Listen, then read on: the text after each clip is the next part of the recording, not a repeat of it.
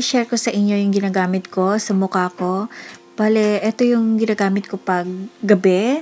Yan, share ko sa inyo. Una, ang ginagamit ko dito is itong Bioderma Sebum H2O na to. Ito, ginagamitan ko siya ng cotton. Yan. Bago ako maghilamos, tinatanggal ko muna yung, nililinis ko muna yung face ko ng ganito. Sobrang nagustuhan ko tong Bioderma na Sebum H2O na to kasi kahit hindi ka na maghilamos, pwede. Tapos nalilinis niya, feeling ko nalilinis niya na lahat ng dumi sa face mo. And simula nung ginagamit ko na to, hindi na ako masyadong pinipimples kasi dahil siguro sa natatanggal lahat pag nilinis mo. Yung makeup mo na natitira, kaya ganun. Then, pangalawang nagustuhan ko pa dito, hindi siya malagkit at saka hindi rin siya dry sa mukha after mo gamitin. Feeling fresh talaga siya. Masarap sa pakiramdam. After kong malinisan ng Sebum H2O, then magwawash na ako ng face ko. Bale, ito yung ginagamit kong Bioderma Exfoliating Gel.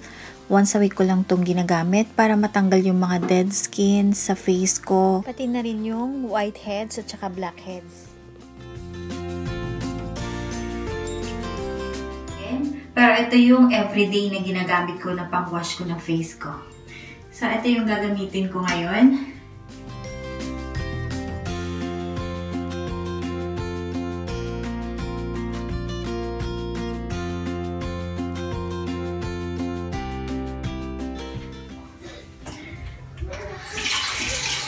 Then, babasahin ko lang yung face ko.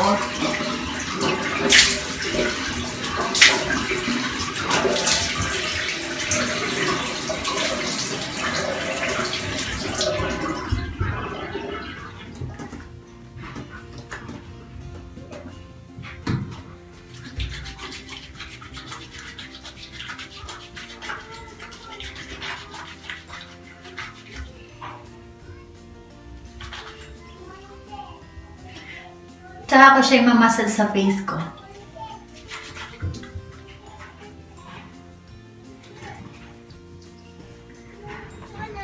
Then, after ko mag-wash ng face, ito yung ginagamit kong toner.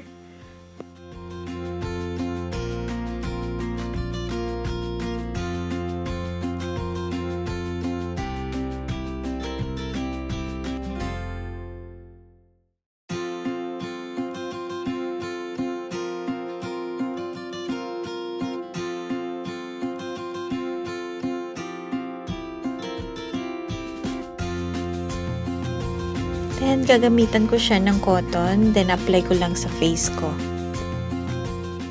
Kahit nung buntis ako sa bunso ko, ito na rin yung ginagamit ko kasi mild lang siya. Ganda siyang gamitin, lalo na sa mga sensitive skin na katulad ko.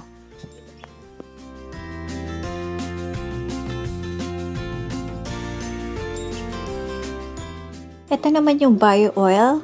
Ito yung ginagamit kong pang-massage sa face ko. 2 to 3 times a week ko ito ginagamit.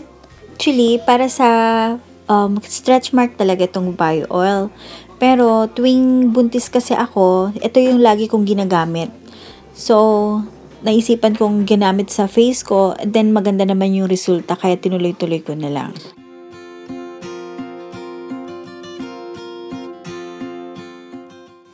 Mild lang din itong bio oil, kaya kahit sa bandang mata natin, pwede natin pang massage. Ayan, banatin mo lang na ganito. Ang sarap ng feeling. Ayan, nakaka-relax siya.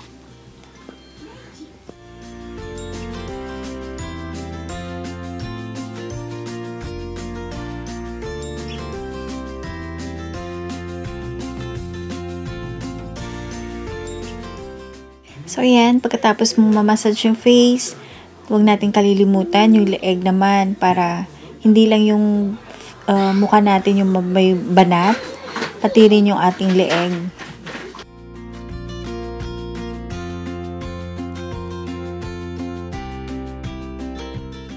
Ito lang yung mga ginagamit ko sa face ko kasi feeling ko pag mas marami kung nilalagay na kung ano, mas lalo na-irritate yung skin ko. Thank you for watching. Please like and share and subscribe for more videos. Bye. Good night.